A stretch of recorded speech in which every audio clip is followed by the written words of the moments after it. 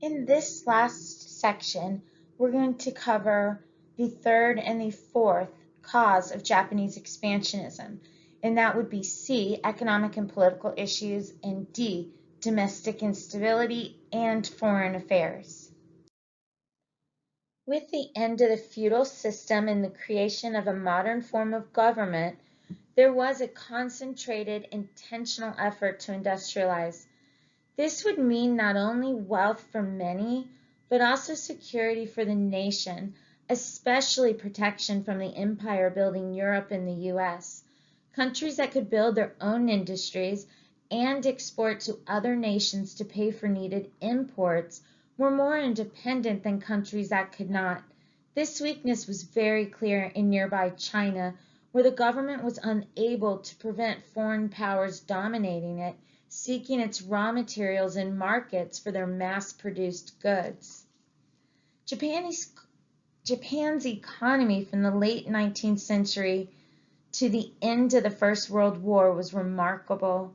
Japan's industrial output increased by 250% between 1895 and 1915, while processing of minerals increased by as much as 700% at the end of the 19th century.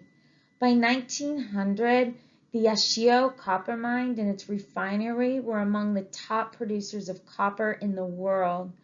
Railways covered 5,400 kilometers by 1900, vastly reducing the cost of goods since transportation was faster and cheaper by railroads.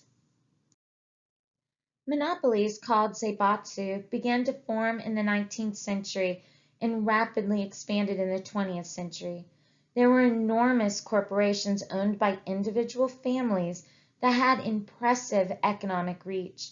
The zaibatsu Mitsu, for example, was involved with banking, mining, paper, textiles, and more. The financial strength of the zaibatsu meant that large-scale industries could be established rather quickly and integrated into the economy. They had the capital to invest and the experts and engineers to design and create industries. They had ships and markets for distribution. By 1918, the 8 largest zaibatsu controlled 20% of all manufacturing, mining, and trade in Japan. Zaibatsu increased in size and power as the country suffered economic problems in the late 1920s. They absorbed smaller companies and banks that were unable to survive. Zaibatsu also worked to control the diet, making sure that economic policies that favored them were maintained.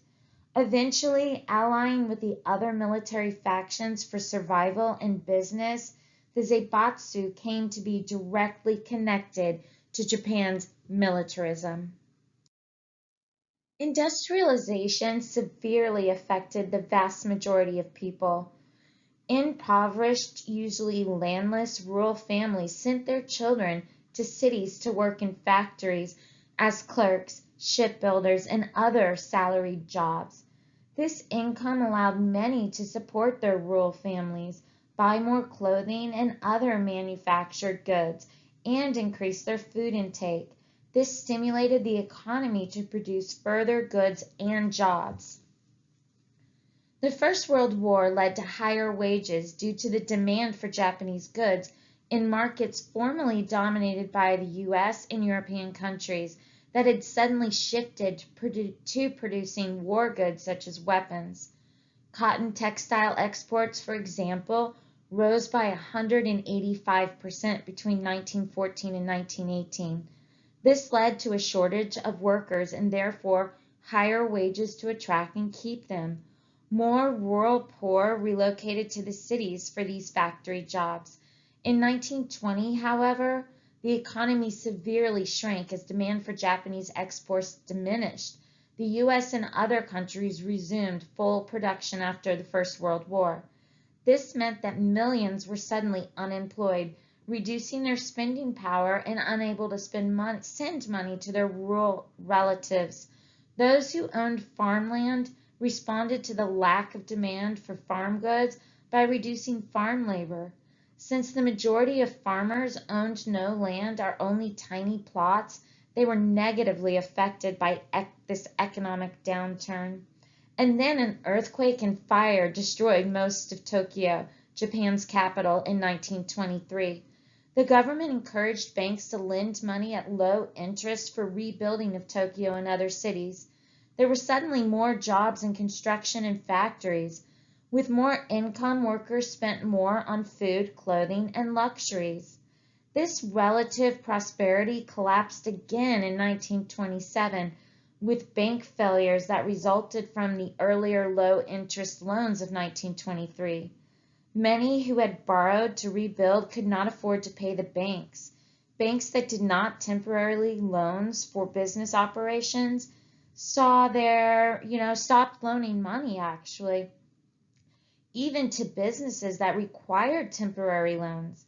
The economy rapidly contracted, leading to huge numbers of unemployed workers and impoverished farmers and laborers. Skilled workers such as mechanics, electricians, and carpenters suffered approximately 7.5% unemployment, while over 40% of unskilled workers were also unemployed. Japan's government was unable to address this economic crisis successfully. Then, in the late 1929, the Great Depression occurred. The Great Depression was a major economic downturn for most of the world. It started in 1929 in the United States and soon spread to other countries. Many countries raised trade barriers so that their factories would not compete with those of other states. This meant that Japan, a country that relied on exports, was practically shut off from the United States, its greatest trading partner. Japan's gross national product declined by approximately 20% between 1929 and 1931, and stocks on the Tokyo stock market lost half their value. 50% of small and medium-sized businesses closed permanently. Exports fell by over 40%, and unemployment increased dramatically. With few consumers of agricultural products, agricultural prices declined by 45% between 1929 and 1931, leaving farmers, most of whom did not own land, in worse conditions than ever before. Landless farmers could not afford manufactured goods, and therefore factories remained closed or at a severely reduced rates of production. Unemployment and hunger led to political unrest. There were strikes, riots, and a surge in popularity of communists and other groups that demanded a restructuring of government and society. The government crushed many strikes, arresting tens of thousands, but negotiated compromises between striking or terminated workers and factory owners and others. It was clear to most that the governing system simply did not function for the majority of Japanese people, workers, and landless farmers. It did, however, function for the zaibatsu. As banks and other industries collapsed, their share of the economy increased, as it had during earlier problems. Japan struggled to create a national policy to deal with the economic crisis. There were efforts to reduce the debt of farmers and to spend government funds in building infrastructure so that workers would have salaries to spend. There were even plans to send landless peasants and unemployed workers to the cities of Manchuria. This last idea was not accomplished in any magnitude until after 1936. Meanwhile, the government worked to reduce spending, to alleviate the tax burden on its citizens, and to prevent having to import products and raw materials that it simply could not afford.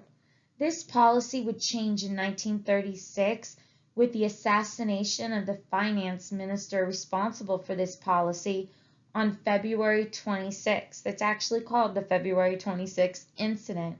He was replaced by a military appointee. Military needs came to dominate the government.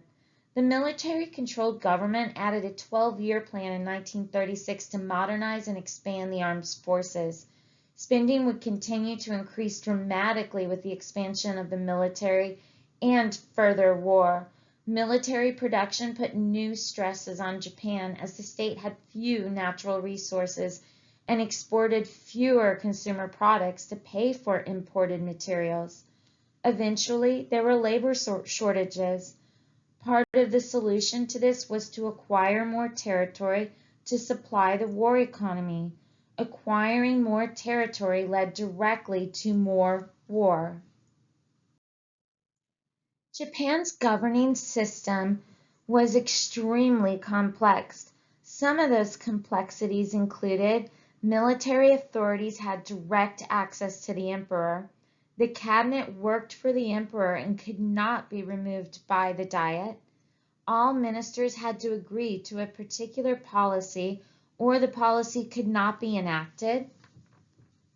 The lower house of the Diet, the House of Representatives, was responsible for taxation and budgets and could block funding if it disagreed with policies.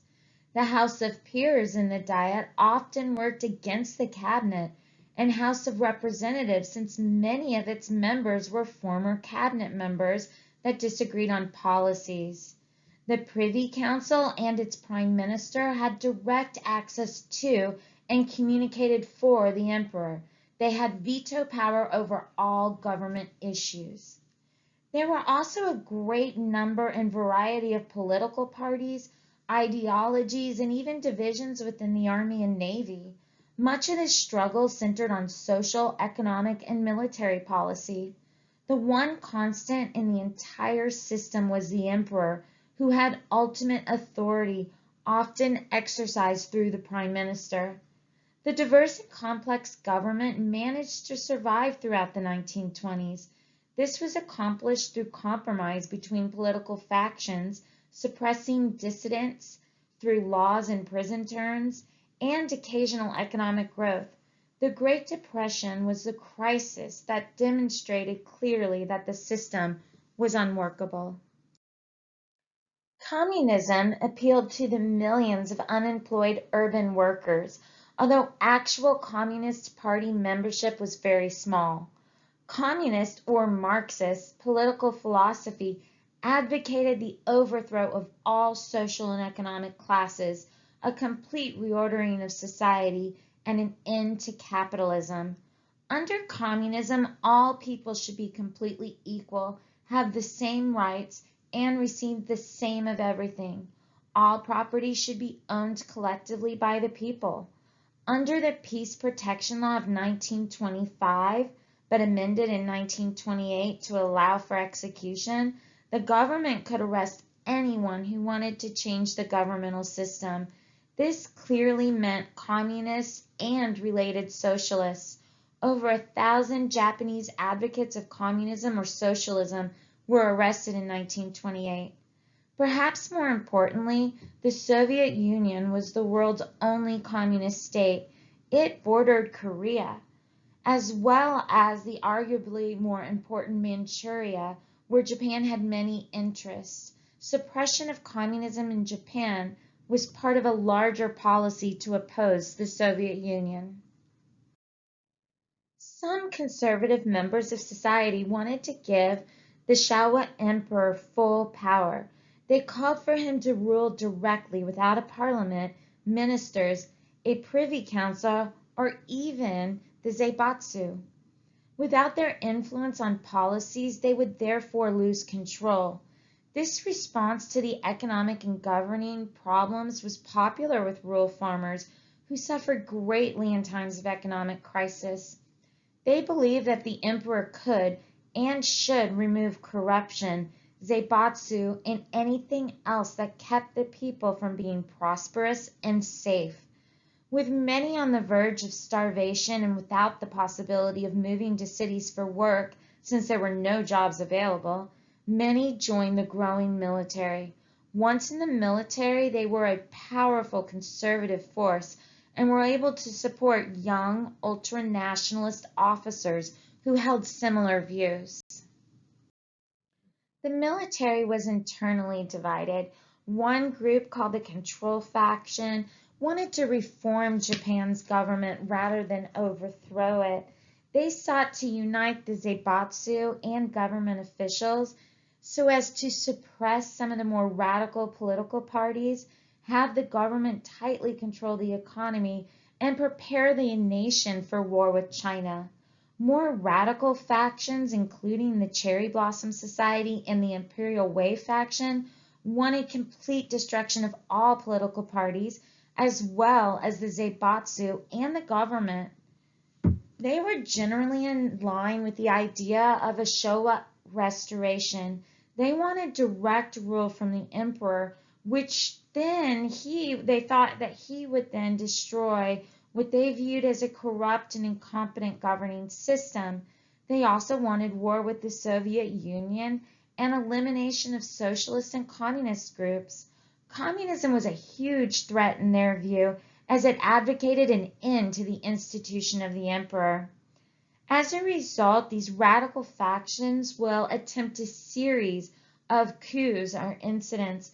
The most important one is the 26th February incident by the Imperial Way faction and other young officers.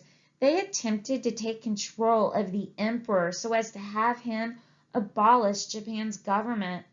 Several of his high-ranking officials were killed, but the whole thing collapses when the emperor refused to support him or them. As a result of turmoil within the army, the government increasingly turned to other army and naval officers. By turning to the control faction, the more radical elements could be opposed. The control faction, now supported by the emperor, the Privy Council, the cabinet, the diet, and the zaibatsu, mainly out of fear of the other more radical factions, essentially took control of the government.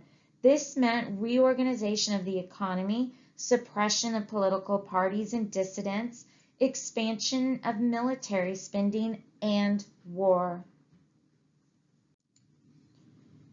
The government also worked to avoid any conflict with the Soviet Union. An indication of the strengthening of the military's political position is clear in the appointment of prime ministers from the Army and Navy. Between 1932 and December 1941, Japan had 9 different men serve as prime ministers. 6 of these were admirals or generals from the armed forces. Although there was supposedly a national government in China, the reality was that regional warlords ran practically independent states within China's boundaries. This, of course, prevented a single national policy when a foreign power threatened. Between 1916 and 1928, China was in a state of civil war, as it was loosely divided into regions controlled by warlords.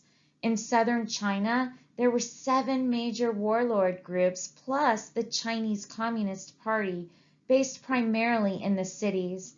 In northern China, there were 3 major groups that competed for power and territory. These groups were supported and opposed by a host of smaller warlords, battling on and off throughout these years. Eventually, the warlord Jiang Jiaolin, based in Manchuria and Inner Mongolia, would become the most powerful of these groups. Under Jiang Jiaolin's rule, Manchuria declared independence in 1922 and was relatively isolated from the wars that consumed other parts of China. Jiang's army was also substantial, bringing peace to the region. Eventually, Jiang captured Beijing, the former capital of the Qing dynasty, and other areas in northern China. He allowed Japan to continue developing railways, mills, mines, and other businesses in Manchuria, and in return, Japan's government supported Jiang. Japan's Kwantung army officers, many of whom advocated a Showa restoration and were members of the Imperial Way faction, decided that the government's policy of allowing Jiang a large army and autonomy was wrong, and they assassinated Jiang in 1928. The army officers' motives were so popular with many in the military and civilian population that the government was unable and unwilling to punish the army. After years of war and division, the nationalist political party was able to unite various factions by increasing Chinese nationalism as a result of anti-Chinese discrimination by foreigners living and working in China. At this time, the nationalists announced that it supported the anti-foreign movement and, having made an earlier alliance with the CCP, or the Communist Party, now had enough strength to defeat rival warlords. From 1926 until 1928, the nationalists conquered various warlords, broke its alliance with the Communist Party, and then attacked it. The nationalists brought most of China under their control through a military campaign called the Northern Expedition, which took 2.5 years and involved over 1 million troops. The Japanese Kwantung Army officers who assassinated Jiang hoped to weaken Manchuria's administration to such an extent that they would have to take control of the country to restore order. This would allow Japan to annex Manchuria outright, a policy not supported by their government. It had the opposite effect. Jiang's successor, his son, soon allied himself with the nationalists and brought Manchuria officially back into a newly united China. The results of the nationalist Northern Expedition included the following: destruction of railways, bridges, and other important components of the national infrastructure, a famine in northwest China that killed between 3 million and 6 million people, and isolation of China from a powerful potential ally, the Communist Soviet Union, by attacking the Communist Party of China, which was sponsored by the Soviets. This basic unification meant that China could act as a single state. Chiang Kai-shek became the director of the State Council, the equivalent to the position of president. China was strengthened by economic and political reorganization, although these were put into disarray by Japan's aggression in early 1930s. Additionally, the Communist Party survived the nationalists' attempt to destroy it, creating conditions for further internal conflict. Japan's foreign policy after the First World War through to 1927 was based on negotiation and working within the confines of international diplomacy. As such, Japan signed various treaties and worked to not antagonize the United States or China. Japan stationed some troops to protect its interests in Manchuria and in various port cities in China, but these had been agreed to by treaties, even if they were unpopular in Japan. This was known as the period of the Sidhara diplomacy, named after a Japanese foreign minister, Sidhara, who promoted the use of diplomacy instead of military action. In 1927, at the height of the Northern Expedition in China, this policy changed. Not only did the Japanese prefer a weak, divided China, they were alarmed at the rapid success of Chiang Kai-shek and the nationalists. Troops were sent to occupy the Shantung Peninsula, where Japan had long interest and investments. They were also there to support Zhang Zhaolin, the soon-to-be assassinated warlord of Manchuria. It was hoped that a large Japanese force on the Shantung Peninsula would prevent an invasion of Manchuria by the nationalists. With Zhang's assassination, this no longer mattered. They also implemented something called the positive policy towards China, which was adopted by Japan's government in 1927. Essentially, this meant that Japan would treat Manchuria as a special case and not related to its other concerns in the rest of China. It also meant that Japan was no longer interested in the international community's input regarding Manchuria because it was felt that their policies aimed to keep Japan weak and that foreign states simply could not comprehend Japan's needs and interests nor its mission of leading Asia. The Kwantung Army, Japan's elite armed forces, was stationed in the Liaodong Peninsula to safeguard Japan's installation and investments there as it bordered Korea, Japan's colony. After Xiang's assassination in 1928, this army was increased in size as it was realized that a united China might challenge Japan over aspects of Manchuria and the Liaodong Peninsula. The insubordinate officers and others who supported them were not replaced. They continued to believe that their policies and ideas regarding Manchuria were essential for Japan's long-term needs.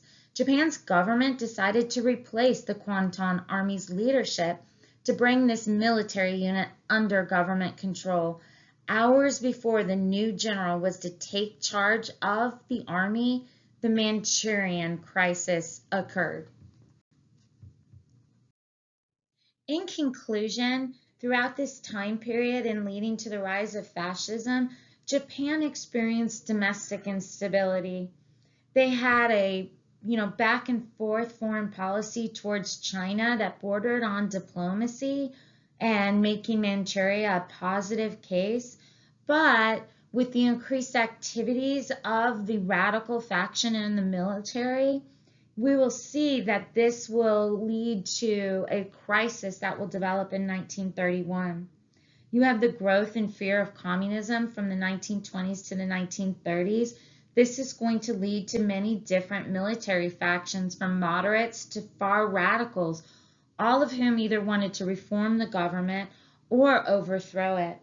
Multiple actions by military groups to control government occurred using assassinations and coups. The military then began to control the government after 1932. In foreign affairs, you have the warlord era in China. You have the warlord Jiang Zhaolin, who ruled Manchuria, and Manchuria then becomes independent for a small time period in 1922. But Japan's Kwantung Army, their elite forces, is still pressing to make sure that Manchuria has no independence, and they assassinate Xiang in 1928. The Chinese nationalists defeat the warlords and then break their alliance with the communists, and then further go on a very destructive northern expedition. China was now a sole state under the leadership of Chiang Kai-shek, which increasingly became a worry for Japan.